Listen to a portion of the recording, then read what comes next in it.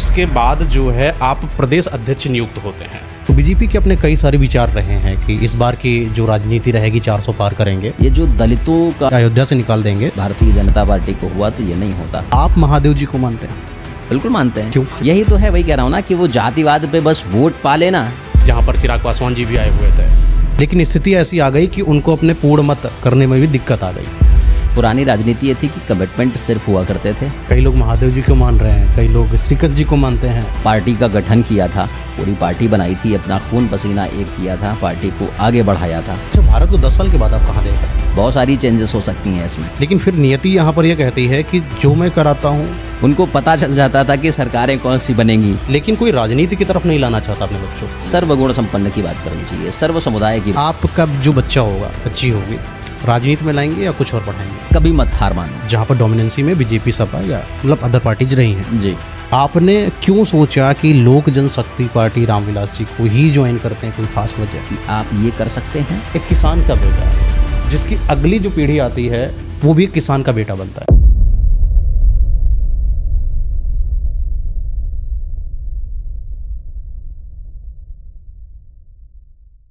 तो दोस्तों, आज आपको एक ऐसे गेस्ट से मिलवाने वाले हैं जिनकी लाइफ आपको काफ़ी कुछ सिखा कर जाने वाली है। हालांकि इनसे हम पहले भी मिल चुके हैं। एक युवा नेता हैं, सिद्धांत मिश्रा जी नाम है। सर, जब हम आपसे पहली बार मिले थे तब आप संगठन मंत्री थे अपने लोक जनशक्ति पार्टी रामविलास के। जी। और उसके बाद जो है वीरांगना उदा देवी पासी जी के बलिदान समारोह आपने करा, जहाँ पर चिराग पासवान जी भी आए हुए थे। जी। उसके बाद जो है आप प्रदेश अध्यक्ष नियुक्त होते हैं।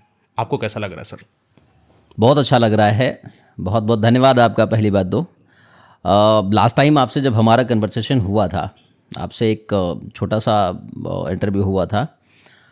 16 तारीख को क्रांतिकारी वीरांगना उदा देवी का बलिदान दिवस समारोह था। और उनके बारे में बताना चाहूँगा कि उन्होंने अपने समय पर 36 अंग्रेज़ों को मारा था। उदा देवी पासी जी ने 36 अंग्रेज़ों को उस समय उन्होंने अपने दम पे मारा था। तो उनकी बलिदान दिवस समारोह पे हम लोगों ने अच्छा कार्यक्रम किया था, जिसमें हमारे राष्ट्रीय अध्यक्ष श्री चिराग पासवान जी भी आए थे। मैंने उन्हें बुलाया था। बहुत शानदार कार्यक्रम था। और उसी विषय पे फिर अभी प्रदेश अध्यक्ष का हमें एक दायित्व मिला है युवाओं के लिए, जिसके लिए हम प्रदेश में पूरी तरीके से तैयार हैं। युवाओं के लिए कार्य करेंगे। सर, आपकी जो पूरी पार्टी है जी, वो युवा केंद्रित है। जी। जब भी कोई प्रचार प्रसार या कोई बातें या पॉडकास्ट या न्यूज़ के बारे में कोई भी आर्टिकल आपका निकलता है तो युवाओं के प्रति ज़्यादा आपका समर्पण देखने को मिलता है। जैसा कि चिराग पासवान जी भी खुद एक युवा नेता हैं, आप भी युवा एक नेता हैं। आप लोगों का इतना झुकाव राजनीति में युवाओं के प्रति क्यों है? आप भी जानते हैं भली भांति कि आज का जो ये दौर है, अब युवाओं का ही दौर है। युवाओं से ही राजनीति, जब तक युवा राजनीति में नहीं आएंगे तब तक युवाओं को कैसे समझ पाएंगे। आजकल मेरा ये मानना है कि हर एक युवा को, पढ़े लिखे व्यक्ति को राजनीति में भी आना चाहिए। जैसे वो जॉब के लिए आगे बढ़ते हैं, स्किल्स में वहाँ पे अपना योगदान दे रहे हैं, तो युवाओं का पॉलिटिक्स में आना भी कहीं ना कहीं देश को आगे बढ़ाने में बहुत ज़्यादा योगदान रहेगा। चूँकि वो भली भांति जानते हैं कि किस तरीके से हमें भारत को आगे बढ़ाने के लिए कैसे कार्य करना चाहिए, क्या कार्य होने चाहिए और युवाओं को क्या क्या हम चीज़ें प्रोवाइड कर सकते हैं। ये हमारी सोच है। अच्छा, जैसे कि जो माँ बाप होते हैं उनका एक ही विचार होता है कि बच्चा है मेरा, जी, एजुकेशन दिलाएंगे, पढ़ेगा लिखेगा, डॉक्टर इंजीनियर बनेगा, लेकिन कोई राजनीति की तरफ नहीं लाना चाहता अपने बच्चों को। आपको क्या लगता है कि युवा जब राजनीति में आएगा तो क्या चेंज करेगा? बहुत सारी चेंजेस हो सकती हैं इसमें। अच्छा। क्योंकि युवा का जो थॉट प्रोसेस होता है, वो थॉट जो करेगा वो पूरा क्लियर होगा अपने आप में। क्योंकि आप युवा हैं, हम युवा हैं, हम ये सब चीज़ें जान रहे हैं कि हमने अपने जीवन में क्या संघर्ष किया है, कहाँ कहाँ पे गैप होता है, कहाँ कहाँ पे चीज़ें हमें ऐसा लगता है कि अगर मैं यहाँ पे होता तो ये चीज़ ऐसे होनी चाहिए थी, राइट। तो ये चीज़ हम समझ सकते हैं। कहीं ना कहीं युवा शक्ति है देश की, युवा एक ताकत है देश की। तो युवा जब अपना योगदान पॉलिटिक्स में, राजनीति में देगा तो मुझे ऐसा लगता है कि बहुत सारे चेंजेस बहुत जल्दी होंगे। हमारे नेता का ही ये मानना है कि महिला प्लस युवा, हम महिला सशक्तिकरण पे भी आगे बढ़ते हैं। हमारी पार्टी की सोच विचारधारा यही है कि ये हमारी ताकत हैं दोनों, और जब ताकत एक साथ मिलती हैं तो जो विकास, मैं एग्जांपल देता हूँ कि कोई पुरानी मोटरसाइकिल हो या कोई पुराना इंजन हो तो वो बहुत ज़्यादा नहीं चल सकता है, लेकिन हम एज अ युवा होने के नाते हम बुद्धि भी लगा सकते हैं, हम परिश्रम भी कर सकते हैं, हम सब कुछ कर सकते हैं। हम 24 घंटे में 20 घंटे कार्य भी कर सकते हैं। हमें अभी चाहिए कि अभी हमको दौड़ के जाना है या पहुंचना है किसी की मदद करने के लिए, तो हम जा सकते हैं। इसलिए वो ताकत युवा ही कर सकता है, वो सोच युवा करेगा। इसी चीज़ को लेके हमें हमारी पार्टी ने दायित्व दिया है प्रदेश अध्यक्ष युवा का। तो उत्तर प्रदेश में अब हम सारे अपने युवाओं को जोड़ेंगे। पढ़े लिखे जितने लोग हैं हमारी पार्टी में, सब लोग पढ़े लिखे ही ज्वाइन हो रहे हैं, और उनके आने से लाइक ये चीज़ें हो सकती हैं कि बेहतरीन चीज़ें होंगी। बेहतरीन व बेहतर, ये दोनों चीज़ें बढ़ सकती हैं आगे। अच्छा, आपको क्या लगता है कि जैसे पढ़ाई लिखाई है, एक पढ़ाई लिखाई का स्तर मजबूत होना तो हर एक इंसान का हक है, राइट, और उसको करना भी चाहिए जी, एंड पढ़ाई लिखाई के साथ में एक संस्कार भी इंक्लूड होना बहुत ज़रूरी है। बिल्कुल जब हमने आपसे पिछला पॉडकास्ट करा था, जी, जब मैंने यही क्वेश्चन आपसे करा था, तो आपने ये बोला था कि युवा जी जो मतलब जितने युवा हैं उनको साथ साथ बुजुर्गों के भी राय को अपनाना चाहिए। बिल्कुल जब दोनों लोग इंक्लूड होंगे तो ज़्यादा आपको एक्सपोजर देखने को मिल सकता है। बिल्कुल। इस पर क्या विचार है और आपके? वही मैंने आपको लास्ट टाइम भी बताया था कि युवाओं का साथ, बुजुर्गों का आशीर्वाद, दोनों ही आवश्यक हैं। क्योंकि संस्कार और अनुभव तो उनका, बुजुर्गों का और सीनियर लोगों का हमारे लिए बहुत आवश्यक है। क्योंकि वो जो चीज़ें देख के चले आए हैं, वो चीज़ें कहीं ना कहीं हम शायद ना देख पाए हों, वो देखेंगे। तो उनके अनुभव से अगर हम कुछ अच्छी चीज़ें कैच कर सकते हैं, उनके अनुभव से अगर हम कुछ बदलाव ला सकते हैं, तो उनके अनुभव के थ्रू, अपनी मेहनत के थ्रू हम अगर बदलाव कुछ अच्छा कर सकते हैं, देश में या प्रदेश में कुछ योगदान कर सकते हैं, तो मेरा मानना है बिल्कुल करना चाहिए, लेना चाहिए। अच्छा, जब आप बचपन में थे जी, पढ़ाई लिखाई आपने करी, पढ़ाई लिखाई के बाद आपने सोचा था राजनीति में आएंगे? अब आपको तो मैं यही बताऊं, मैं तो एक मैंग जी सीधी बात आपसे कर रहा हूं, मैं एक शुद्ध गांव से बिलोंग करता हूं, ठीक है। हमारा परिचय अपना मैं आपको बता रहा हूं, मैं एक गांव से बिलोंग करता हूं, और हमने वो सारी चीज़ें देखी हैं जो आजकल का युवा, लाइक बहुत सारे लोग नहीं संघर्ष कर पाते हैं। हमने बहुत संघर्ष बचपन में किया है। हम एक छोटे फैमिली से बिलोंग करते हैं, गांव से हैं, तो हमें ये पता है कि किसान को क्या रिक्वायरमेंट होती है। किसानों को भी भली भांति हमको समझना आता है। हम 90s किड हैं, क्योंकि हम उस समय की भी चीज़ें देख चुके हैं, क्या हुआ करती थी गाँव में। अरे हमारे समय तो गाँव में लाइट और कुछ नहीं हुआ करता था। हम अपने समय की बात कर रहे हैं, मतलब हम बहुत ज़्यादा पुराने भी नहीं, लेकिन हम 90s किड हैं। तो हमने उस समय पे भी, मतलब हमारे गांव में लाइट नहीं हुआ करती थी, वो एक दिया हुआ करती थी, दीपक गांव की भाषा में जिसे दिया बोलते थे। हम लोगों ने तो वो दिया जला जला के पढ़ाई करी है, पढ़ा है, संघर्ष किया है। उसके बाद में आगे बढ़ के यहाँ तक एक अच्छे व्यवसाय में पहुँचे, अच्छा बिजनेस किया। बेसिकली हमारा बरिस्ता की चेन भी रही, बरिस्ता हमारा रहा, रेस्टोरेंट मैंने फ्रेंचाइज लिया हुआ था, वो भी रहा, एंड छोटा मोटा काम है अपना घर वर बनाने का, ये करते रहते हैं। राजनीति में आने का यही है कि जब किसी के लिए आप मदद करना चाहें, ठीक है, तो बहुत सारी चीज़ें होती हैं कि आपके पास वो जब चीज़ होती है तभी आप मदद कर पाते हैं। सब कुछ अपने पास से तो कई बार मैंने किया, पावर लगा के अपने पास से मैंने बहुतों की मदद की। आज भी है प्राइवेट सेक्टर में, अगर हमको लगता है किसी को कोई जॉब चाहिए होती है और नहीं समझ में आ रहा है, बहुत सारे ऐसे व्यक्ति हैं जो अननोन हमारे साथ हुए हैं। मान लीजिए कहीं हम कॉफ़ी पी रहे हैं बैठ के, है ना, तो एक दो बार ऐसा हुआ कि कुछ युवा बैठे हैं वहाँ पे अपना रिज्यूमे लेके और उन्हें जॉब के लिए चर्चा कर रहे, नहीं हो रहा है, तो मैंने रेफरेंस उन्हें भेज दिया, जाइए फला जगह आपको मैं भेज रहा हूँ, आपका इंटरव्यू हो जाएगा और स्किल्स हैं, आप परेशान ना होइए, आपकी जॉब हो जाएगी। आपने मदद करी युवाओं की। तो जब ऐसे हमें ये पद मिला हुआ है, ये दायित्व तो मिला हुआ है, तो इसके थ्रू हम युवाओं की सोच को आगे बढ़ाएंगे। युवाओं को आगे बढ़ाने के साथ साथ हम उन्हें जॉब स्किल्स हर चीज़ में लाना चाहते हैं कि जॉब भी उन्हें मिले। अच्छा, राजनीति का क्या स्तर होता है कि राजनीति को ज्वाइन करने के इंसान के दो पहलू होते हैं, जो मैंने अपने जीवन स्तर पर सीखा है कि पहला तो राजनीति इंसान ये ज्वाइन करता है कि थोड़ा मेरा पावर होगा और सरकार से कनेक्शन बनेंगे, तो अपना एक भौकाल टाइप का बनाने की कोशिश, एक ये मत होता है। दूसरा ये होता है कि हम राजनीति में आएंगे, सुधार करेंगे देश लेवल पर, भारत को एक अलग ही दुनिया में लेकर जाएंगे। आपका राजनीतिक जो स्तर है, जो आप राजनीतिक ज्वाइन करें हैं, आपके विचार दोनों में से किस तरफ ज़्यादा है? हमारा प्रैक्टिकल वैसे तो भगवान की कृपा से सब शुरुआत छोटे से करी थी, संघर्ष बहुत किया और उसके साथ साथ सब कुछ व्यवसाय अच्छा, सारी चीज़ें अच्छी चल रही हैं, किसी चीज़ की कोई कमी नहीं है, भगवान की कृपा से सब अच्छा है। बस पॉलिटिक्स में आने का यही रहा है कि मैं हर किसी की मदद कर पाऊँ, मैं सेवा कर पाऊँ।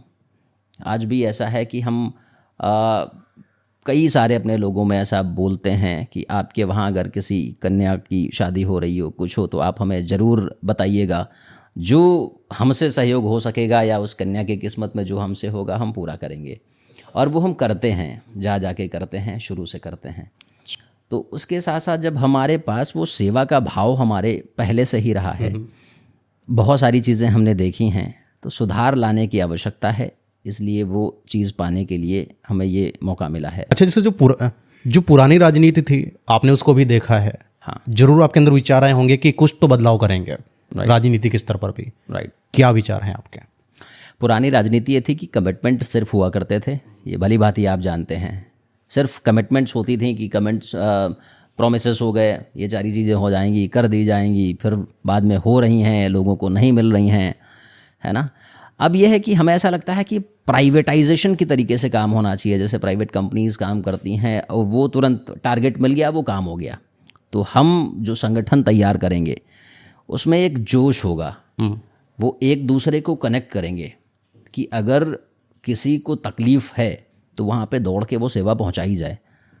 उसके साथ हम जो कमिटमेंट करेंगे उस पर 100% उतरने की कोशिश करेंगे। हालांकि 100% उतर तो 100% कुछ नहीं होता है, कर नहीं सकता कोई भी, लेकिन हम कोशिश पूरी करेंगे कि वहाँ पे हम सारी सुविधा जो हम कमिटमेंट कर रहे हैं वो हम पूरी करें। ये चेंजेस हम लाने की वो कर रहे हैं और करेंगे, डेफिनेटली करेंगे, यही विषय है। जी, आपकी पार्टी जो लोक जनशक्ति पार्टी है, रामविलास वाली जी, वो अलायंस है बीजेपी से। जी, तो बीजेपी के अपने कई सारे विचार रहे हैं कि इस बार की जो राजनीति रहेगी 400 पार करेंगे। जी, कई बार ऐसा नारों में, भाषण में, टीवी में, हर जगह देखा गया। जी, लेकिन स्थिति ऐसी आ गई कि उनको अपने पूर्ण मत करने में भी दिक्कत आ गई। यहाँ तक कि उनको एक था कि पॉइंट शायद अयोध्या से निकाल देंगे, वहाँ पर भी उनको वो चीज़ नहीं मिली। आपको क्या लगता है कहाँ पर प्रॉब्लम देखने को मिली इनको? देखिए, मैं आपको बताऊं, उत्तर प्रदेश में कहीं ना कहीं हम लोग अगर पहले यहाँ पे एक्टिवेट होते, हमारा संगठन यहाँ पे होता, तो जो नुकसान इस लोकसभा चुनाव में भारतीय जनता पार्टी को हुआ तो ये नहीं होता। हाँ, कहीं ना कहीं जो बीएसपी, चाहे बहुजन समाजवादी पार्टी हो या समाजवादी पार्टी हो, ये जो दलितों का या इन दलित भाइयों का जो वोट है, ये वोट की राजनीति जो सबने करी है, उनको मिला कुछ नहीं। तो कहीं ना कहीं वो भाई हमारे बिछड़े हैं, जो नुकसान हुआ है वो कट ऑफ हुआ है।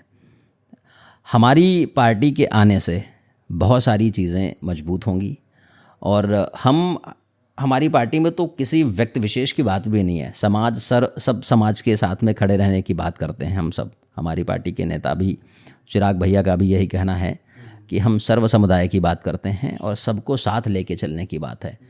बस ये है कि कहीं ना कहीं उनका समाज भी, जिसको मतलब वो चीज़ें मिलनी चाहिए, वो खड़े होते हैं हर जगह पे, वो चीज़ें नहीं मिलती हैं। वोट कलेक्टिव और सिलेक्टिव वाली चीज़ें हैं, नहीं हो पा रही हैं।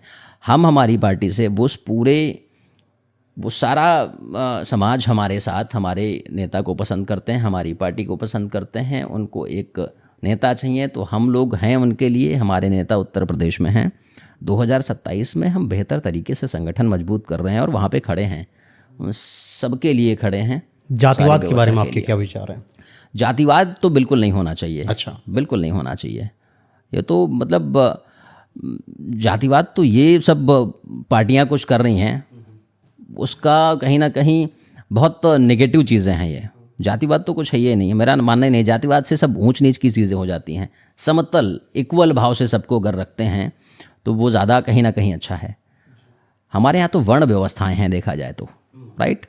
तो जातिवाद तो होना ही नहीं चाहिए। जातिवाद कहाँ से आ गया, राइट। हमारे तो शास्त्रों में भी लिखा है कि वर्ण व्यवस्थाएं होनी चाहिए। आजकल तो राजनीतिक स्तर ही जातिवाद पर डिवाइड कर दिया गया है।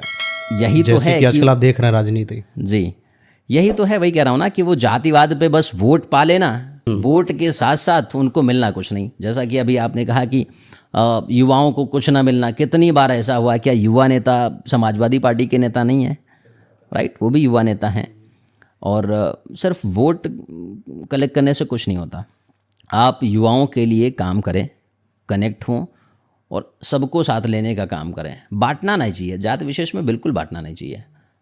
सर्वगुण संपन्न की बात करनी चाहिए, सर्व समुदाय की बात करनी चाहिए, सबको बराबर समझना चाहिए। आपको चिराग पासवान जी कैसे लगता है? बहुत अच्छे नेता हैं हमारे, मेरे तो आइडल हैं, मेरे तो आइडल हैं। यस, युवाओं के क्रश हैं। यस, युवाओं क्या, वो तो मतलब नेशनल इंटरनेशनल क्रश हैं हमारे नेता तो। आपको पसंद है? बिल्कुल। आपको चिराग पासवान जी पसंद हैं या उनके विचार पसंद हैं? दोनों, क्या दोनों, खासियत क्योंकि लगती है उनके विचार से ही व्यक्ति विशेष की पहचान होती है और विचारों से ही आदमी या सामने वाला जो भी होता है विचारों से ही प्रसन्न होता है। तो मैं मेरे नेता से प्रभावित इसलिए हूँ क्योंकि वो कभी भी हार नहीं मानते, कभी हार नहीं मानते। वो चाहे कितनी भी परिस्थितियों में डूब चुके हों, कैसी भी परिस्थितियाँ हों, वो हार मानते ही नहीं हैं। उनका तो कहना ये है कि कर्म करना है और कर्म मन से करते रहिए। आगे बढ़ना है, मन से कर्म करिए, आगे तो प्रभु बढ़ाएंगे ही बढ़ाएंगे। जब ये पार्टी लोक जनशक्ति पार्टी थी और जब चिराग पासवान जी के मतलब पिताजी का देहांत हुआ था, तो वहाँ पर कई विवाद देखने को मिले थे। इनके जो चाचा हैं पशुपति जी, उन्होंने अपनी ही पार्टी हथिया ली। कई सारी ऐसी मैंने सुनी है, आप इसको थोड़ा डिटेल करिए। आखिर हुआ क्या था? चाचा ने ऐसा क्यों करा था? क्यों, तो चलिए आप बताइएंगे खुद ही, क्या हुआ था मेन? मैं आपको बता रहा हूँ, ये वही बात हो गई कि वो कभी हार नहीं मानते।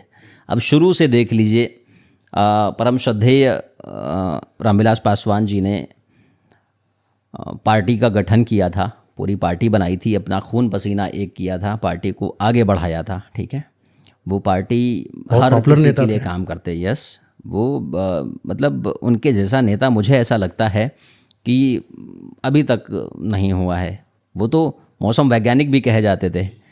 उनको पता चल जाता था कि सरकारें कौन सी बनेंगी, कौन सरकार बनेगी, कहाँ किसको उन्हें पता चलता था। राइट, वैसे ही हमारे नेता भी हैं। तो 2021 की बात है ये, 2021 में हमारे नेता को, मेरे चिराग भैया को, मतलब उनकी ही पार्टी से, जो उनकी पार्टी थी, आपने देखा होगा इंटरव्यू में भी और सारी चीज़ों में, उनकी पार्टी थी, उस पार्टी से ही उन्हें निकाल दिया जाता है। और तो और मतलब उनका अपना हाउस भी, बड़े दुख के कारण हमें मतलब दुख होता भी है ऐसा बोलने पर।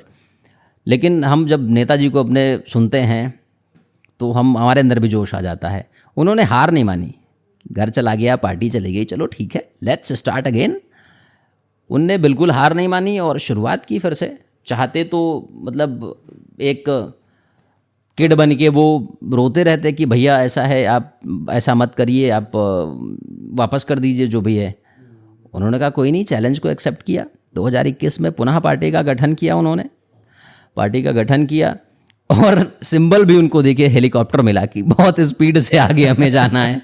स्पीड से आए हुई, तो वही स्पीड से आए। उनको 5 देखिए टिकटें भारतीय जनता पार्टी से हमारी पार्टी को मिली, मेरे नेताजी को 100%। कुछ ऐसा भी सीन था कि इनके सांसद थे वो पशुपति जी की पार्टी में चले गए थे जी, तो वहाँ पर भी इंसान का मनोबल डाउन हो सकता था कि यार सब तो अपने हाथ से चला गया, पार्टी गई, पद गया, यहाँ तक कि अपने रिश्ते गए। अच्छा, रिश्ते क्या होता है ना कि आप जिसको अपना मानते हो, क्या सच में इंसान अपना होता है क्या? यही तो बड़ी विडंबना है कि आप जिसे मान रहे हैं, समझ रहे हैं, अगर वो दुख देता है तो बड़ा पेन होता है, तकलीफ़ तो होती है। अब जिसको आप स्वयं पिता मान रहे हों, जिस चाची माँ को वो माँ कह रहे हों, अपने चाचा को भी वो पिता मानते थे, पिता तुल्य मानते थे, पिताजी कर गए। इवन जो उनके कज़न थे उनको तो उन्होंने लाइक पढ़ाया भी है, ऐसा भैया से सुना भी है हमने, आपने भी सुना होगा आई एम श्योर, कि उन्हें पढ़ाया है। पीटीएम में जाते थे उनके वो, राइट। और मतलब चाची को तो माँ ही बोलते थे वो। लेकिन एक साथ अब कहने की चीज़ें हैं कि कैसे क्या चीज़ें हुई, परिवार में जो चीज़ें होती हैं उन्होंने लेकिन करके दिखाया। हार नहीं डाउनफॉल रहा होगा उस समय, बहुत डाउनफॉल। जैसे लास्ट टाइम आपने पूछा ना कि मतलब शक्ति कहाँ से मिलनी चाहिए, तो ये सीखना चाहिए। मैं भी यही कहता हूँ कि युवाओं को या कोई भी व्यक्ति हो, हारना नहीं चाहिए, उसमें मतलब मैं आपको रामधारी सिंह दिनकर जी की कुछ पंक्तियां हैं, मैं आपको सुनाना चाहता हूं कि सच है विपत्ति जब आती है, सच है विपत्ति जब आती है, कायर को ही दहलाती है, सूरमा नहीं विचलित होते, क्षण एक नहीं धीरज खोते, विघ्नों को गले लगाते हैं, कांटों में राह बनाते हैं, खम ठोक ठेलता है जब नर पर्वत के जाते पांव उखड़, मानव जब जोर लगाता है पत्थर पानी बन जाता है। तो मेरे नेता कभी हारते नहीं हैं। उन्होंने कहा ठीक है, आई है विपत्ति, झेलेंगे इसको। झेला उन्होंने, झेलने के साथ साथ पुनः खड़ा किया और अपने बल पर तैयार किया। शायद आज परम श्रद्धेय नेताजी होते तो आज उनकी छाती चौड़ी हो जाती कि मेरे बेटे ने क्या करिश्मा कर दिखाया, युवा जब अपने बल पे करके दिखाया। यही पहले अगर वो करते तो लोग कहते हैं ना पिताजी के श्रेय पे, पिताजी के नाम पे कर लिया, राइट। आज जब उन्होंने 100% 5 सीटें अपने दम पर जीत कर लाई और सिर्फ 3 साल में गठन कर दिया पार्टी का, स्वयं अपने दम पे किया, तो आज तो हर एक मेरा मानना है कि कोई भी पिता हो, अगर वो बाप से आगे बढ़ता है लड़का, तो पिता को तो गर्व होता है कि मोदी जी देखिए ने मेरा तारीफ बेटा करी है। अरे मोदी जी के तो अनुमान है ही हमारे नेताजी, वो तो बड़ा मतलब मोदी जी भी उन्हें बड़ा प्यार करते हैं, मानते हैं, सराहते हैं और हमारे नेताजी की बात समझते हैं। कोई भी बातें होती हैं, चीज़ें अगर व्यक्ति विशेष की होती हैं, कुछ भी हो डिसीजन, बात समझते हैं। अच्छा, चिराग पासवान जी जिस तरीके से हम लोग देखते हैं, चिराग पासवान जी का सिर्फ जो नाम है मात्र चिराग पासवान नहीं है, एक ब्रांड बन चुका है। मतलब जब चिराग पासवान की बात करते हैं, चेहरा भी आता है, पार्टी भी आता है, पूरा सब आ जाता है। तो ये एक जो ब्रांड बना है, आपको क्या लगता है ये ब्रांड 10 साल के बाद कैसा होगा? बहुत कुछ आगे आपको दिख सकता है। क्योंकि जब सोच अच्छी होती है, जब आपकी चीज़ें अच्छी होती हैं कि आप कार्य ही वो एक ढंग से करना चाहते हैं, तो सब प्रभु देख रहे हैं और आपकी लगन दिखाती है आप कहाँ तक जा सकते हैं। ठीक है, अभी उत्तर प्रदेश में हम लोग हैं, 2027 में चुनाव लड़ने जा रहे हैं, 2027 में चुनाव लड़ेंगे, तैयारी पूरी है। वो जैसे भी शीर्ष नेतृत्व तो हमारा आदेश करेगा उस तरीके से हम लोग तैयार हैं। अब तो आप जो है प्रदेश अध्यक्ष भी बन चुके हैं जी। आप क्या विचार रहेंगे, कैसे संगठन करेंगे, क्या प्रतिक्रिया रहेगी? हम युवा प्रदेश अध्यक्ष हैं, युवाओं को यहाँ पे हम जोड़ेंगे और हर युवा को जो पॉलिटिकल, कहीं ना कहीं जैसे मैंने ज्वाइन किया बिजनेस तो मैं भी कर रहा था, हमारी सोच थी कि कैसे हम सेवा कर पाएँ, तो ऐसे हर एक युवा को मैं अपने साथ वो मौका दूंगा कि आप आएँ और आगे बढ़ें मजबूती से। वो आपको पद प्रतिष्ठा, हम पार्टी से सारी चीज़ें मिलेंगी, बस ये है कि प्योर ईमानदारी से हमारे साथ मेहनत से लगना है, अच्छा, लगन से लगना है। कोई भी युवा नेता जो अच्छा है आपके साथ जुड़ सकता है। बिल्कुल, युवा आप हमारे साथ स्वागत है, हम तो स्वागत कर रहे हैं, हर युवा को हम कनेक्ट कर रहे हैं। तो आपकी लाइफ जो है, आपने बहुत सारा एक्सपीरियंस गेन करा हुआ है, आपकी बातों से लगता है, आपके विचारों से लगता है। तो जो हमारा युवा समाज है, आप उनको क्या सीख देना चाहते हैं? अच्छा, युवाओं को क्या सीख देना चाहते हैं? युवाओं को सीख यही देना चाहते हैं कि कभी भी अनर्गल चीज़ों में आपको पड़ना नहीं है, मेहनत करना है, मेहनत करके आगे बढ़ने की सोच रखनी है।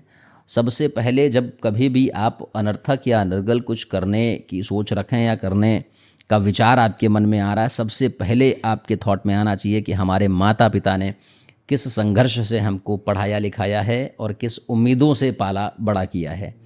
तो माँ बाप की इच्छाएं होती हैं, उनके संस्कार जो उन्होंने दिए, माँ बाप को खुश रखने के लिए आगे बढ़ें, मेहनत करें और ईमानदारी के साथ। देखिए, एक रास्ता होता है कट ऑफ का, मतलब अनर्गल चीज़ों का, तो आप बढ़ तो सकते हैं लेकिन कहीं ना कहीं आप धराशायी हो जाएंगे।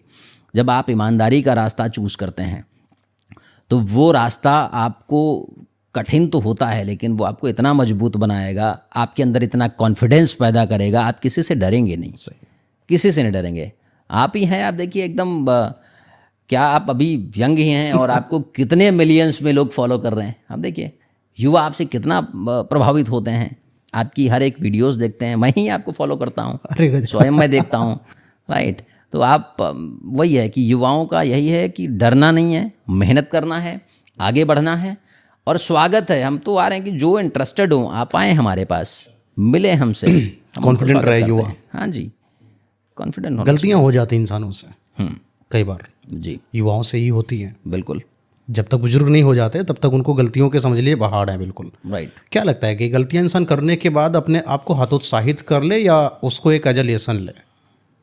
गलतियाँ इंसान से ही होती हैं, ठीक है। अगर इंसान गलतियाँ ना हो तो भगवान बन जाएगा वो खुद ही ना। तो गलतियाँ होती हैं, लेकिन गलतियाँ अगर मान लीजिए आपसे एक गलती हो गई, ठीक है, तो वो गलती आपसे अगर रिपीट हो रही है तो आप वो गलती कर रहे हैं जानबूझकर। इसका भी आप समझिए। गलती अगर हो गई तो यार ये गलती हो गई, अब हमसे दोबारा नहीं होनी चाहिए। वो आपसे रिपीट हो गई तो इट मीन्स आप उसको कहीं ना कहीं कर रहे हैं, और गलती उसको सुधार लाने की आवश्यकता है कि गलतियां हमसे किसी प्रकार की वैसे होनी नहीं चाहिए। कई बार युवाओं से कुछ बहुत ज़्यादा गलत हो जाता है, उनको अंदर से ख़राब लगता है, जो कि लगना भी चाहिए, लेकिन फिर नियति यहाँ पर यह कहती है कि जो मैं कराता हूँ, जो ब्रह्मांड है वो कहता मैं जो करता हूँ या जो मैं कराता हूँ उसका भी विधान है, वो नियम है, वो मैंने ही करा है। किसी का तुम्हारी वजह से अहित हो गया है, वो मैंने करवाया है। तो इसमें कहीं ना कहीं युवा फंस जाता है, उसको लगता है कि मैंने गलती कर दी है और वो सारा ब्लेम अपने ऊपर डाल लेता है। क्या लगता है आपको कि ये जो गलती इसने करी है इसको अपने ऊपर डालकर खुद को ही नीचा दिखाना चाहिए, यह सोचना चाहिए कि भगवान ने कोई ऐसा शायद कोई ऐसा योग नहीं, बनाया अगर होगा? वैसी बहुत बड़ी मिस्टेक अगर कर लेता है, बहुत बड़ी गलती, अब वो डिपेंड करता है कि क्या मिस्टेक हुई है उससे, है ना, और वो चाहता नहीं है लेकिन उससे हो गई है, तो उसका प्रॉपर प्रायश्चित करना चाहिए। प्रायश्चित ही सब कुछ है। अगर आपने गलती की है तो आप तो इस पर कई सारे वीडियोस बनाते रहते हैं, आप डीप समझेंगे।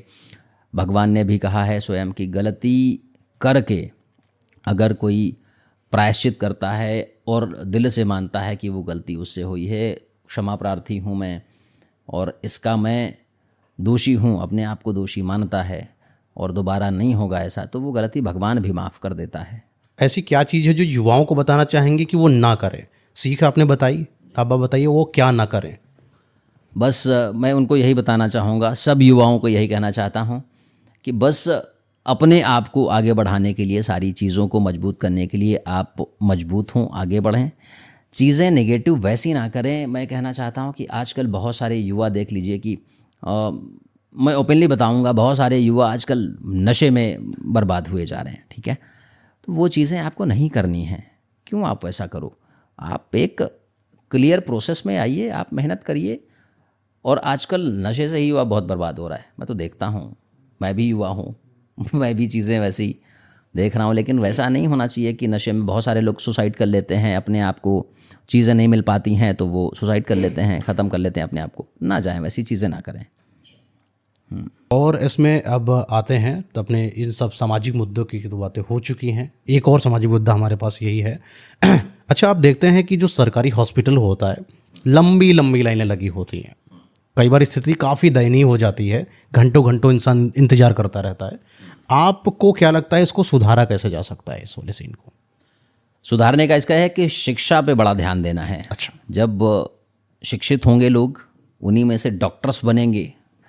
बहुत सारे डॉक्टर्स भी बनने की बहुत आवश्यकता है। जब डॉक्टर्स की संख्या बढ़ जाएगी, डॉक्टर्स मान लीजिए आपके घर में ही डॉक्टर अगर हो गए, है ना, तो आप बहुत सारी चीज़ें तो घर पे आप सही कर लेते हैं जब तक कोई क्रिटिकल सिचुएशन नहीं आती है, क्योंकि डॉक्टर आप समझ रहे हैं कि हमें कौन सी मेडिसिन लेनी चाहिए।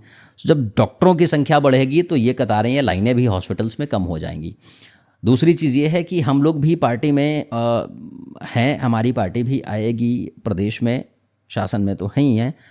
तो सुझाव हमारा रहेगा, सरकार भी कहीं ना कहीं और सारी सुविधाएं भी आगे बढ़ाएगी कि हॉस्पिटल, डॉक्टर्स बढ़ेंगे तो हॉस्पिटल की संख्याएं भी बढ़ेंगी। हॉस्पिटल की संख्याएं बढ़ेंगी तो चीज़ें धीरे धीरे ग्रो कर रही हैं। आप देख रहे हैं कि हमारा भारत ग्रो कर रहा है। सरकार में जितना इन 10 ईयर्स में पूरा ग्रो किया है भारत, आगे तो बढ़ ही रहा है। और मतलब अभी देख लीजिए कि सब कुछ हमारा देश स्तर पे देख लीजिए, हम ताकत से भी मजबूत हैं, हर चीज़ों से। हमारे भारत की कॉलर तो इंटरनेशनल स्तर पर खड़ी है, चाहे डिफेंस सिस्टम हो, चाहे जूस सिस्टम हो, कहीं भी सब जगह मजबूत हैं। अच्छा, भारत को 10 साल के बाद आप कहाँ देख रहे हैं?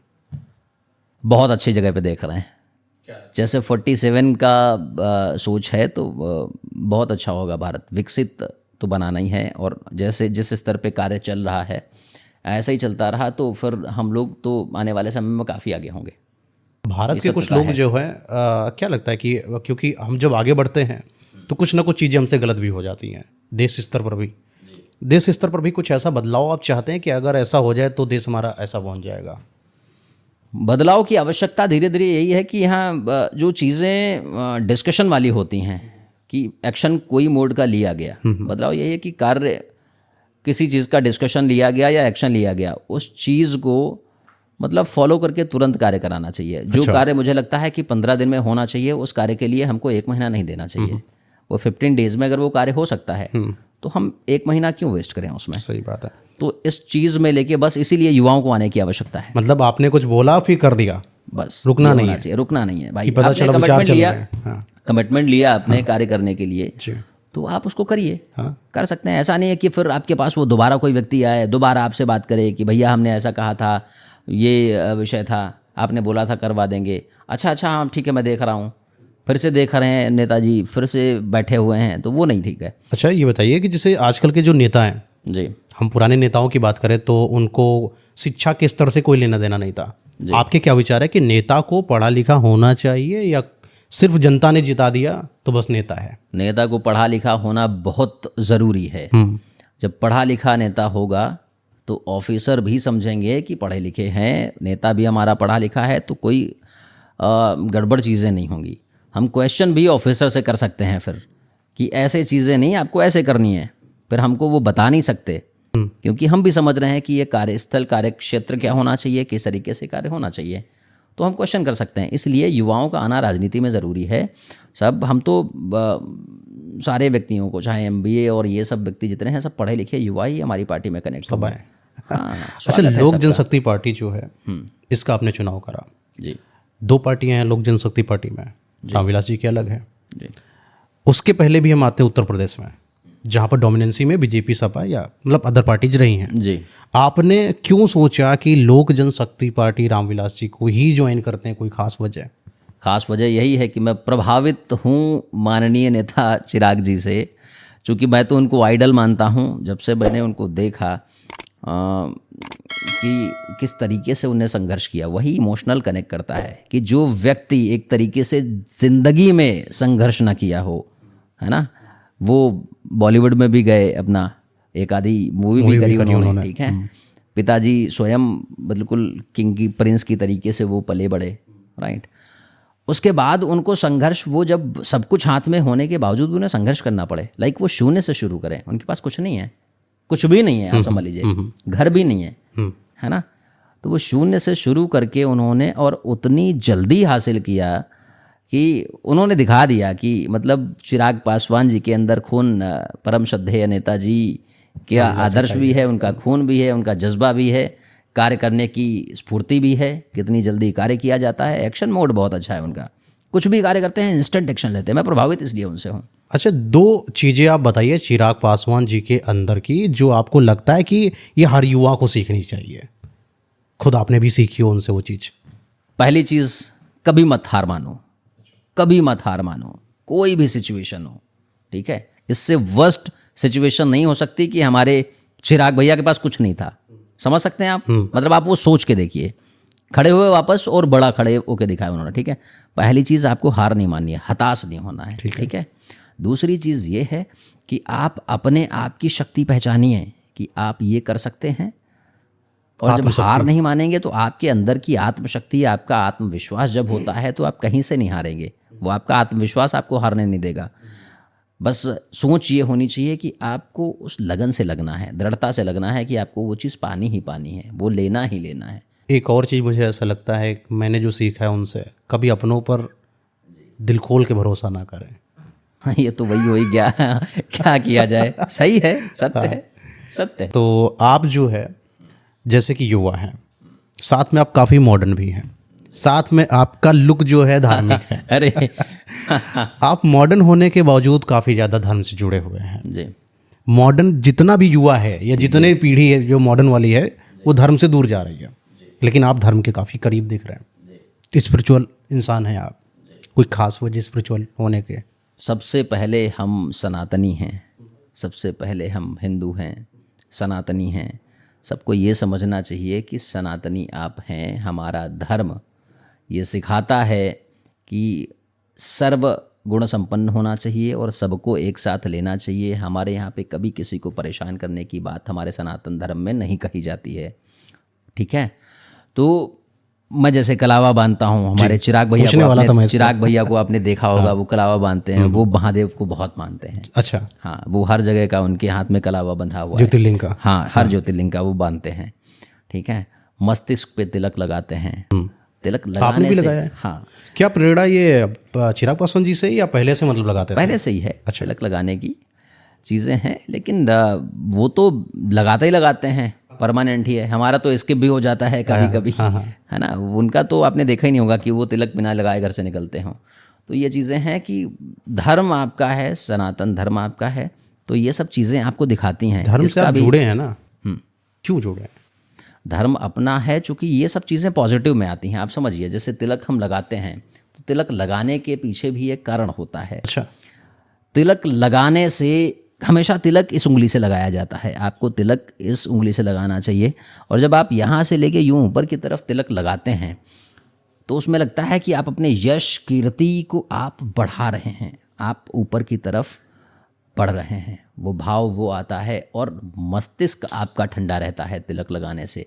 मुझे ऐसा लगता है अपने अंदर भाव से। ये साइंटिफिक रीज़न भी आपको बता रहा हूँ, विज्ञान ने भी, वैज्ञानिक लोगों ने भी ऐसा कहा है, और कई अपने हम जो गुरुजी लोग हमारे हैं, हमने उनसे सुना है कि तिलक लगाने से मस्तिष्क आपका ठंडा रहता है, प्लस यश कीर्तिमान, ऐसा ये भाव आता है। रक्षा सूत्र बांधना चाहिए कि हम सनातनी हैं, और ये हमें दिखाता है कि हम सनातन धर्म से हैं, फॉलो करते हैं।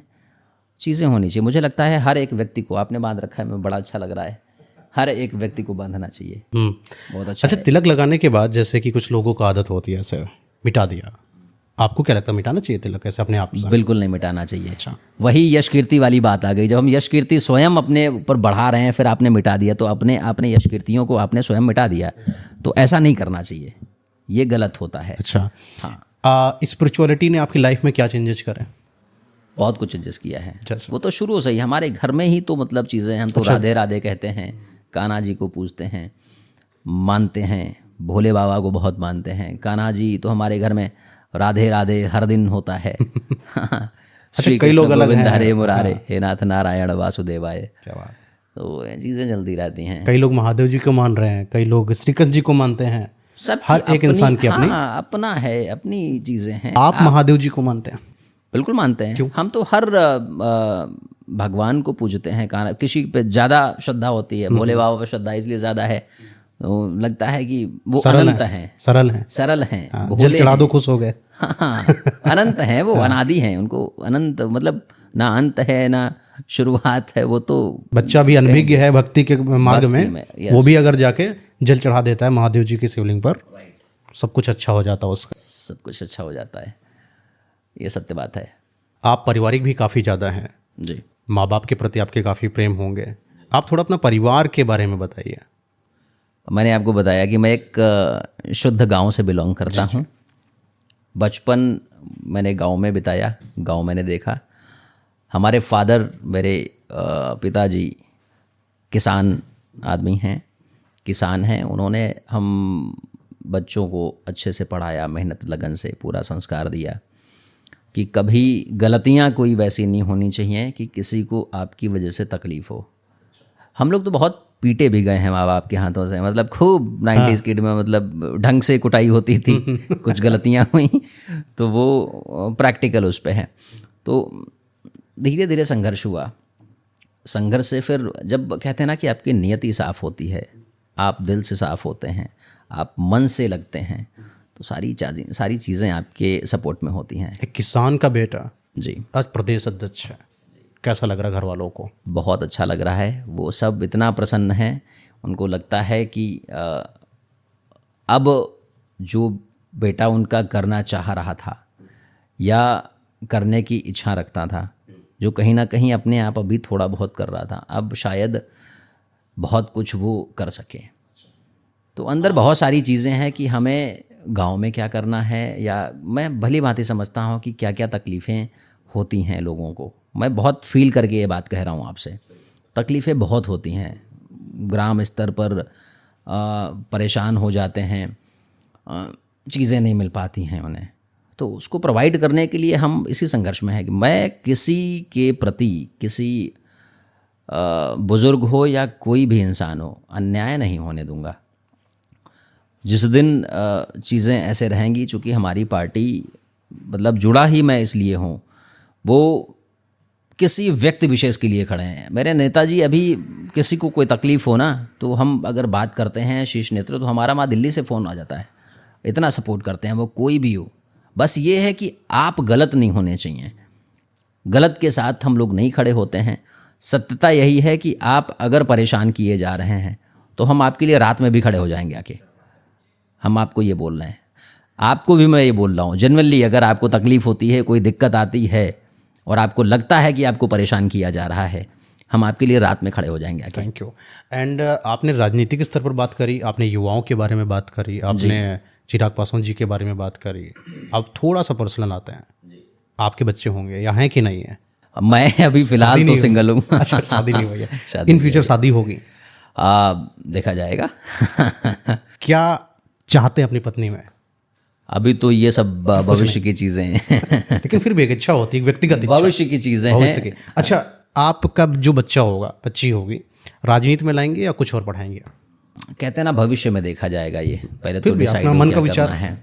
बच्चे के प्रति, बच्चे हमारे होंगे, ये कराएंगे, हर माँ बाप की मुझे इच्छा मैं होती है। यही कह रहा हूँ ना कि अगर युवा हो रहे हैं तो उन सबको इंटरेस्ट, मतलब किस चीज़ में किसको है, जिस दिशा में उसका इंटरेस्ट है वहाँ पे जाना चाहिए। भाई लोग भी आपको इंटरेस्ट देखिए इस चीज़ में है तो आप यहाँ पे सर्वगुण संपन्न हैं, आपकी सपोर्ट में जल्दी कोई खड़ा नहीं। भी मैं ये चीज़ करना चाहूँ ना तो मेरे से नहीं हो पाएगा, क्योंकि मुझे इसमें ना इंटरेस्ट है ना कुछ है। ये तो कुछ नहीं, आपसे बहुत कुछ हो रहा है। राइट। और आशा करता हूँ कि आपसे बहुत कुछ हो भी। बिल्कुल बिल्कुल, कोशिश आपके वही है भाई कि लोग हैं करेंगे।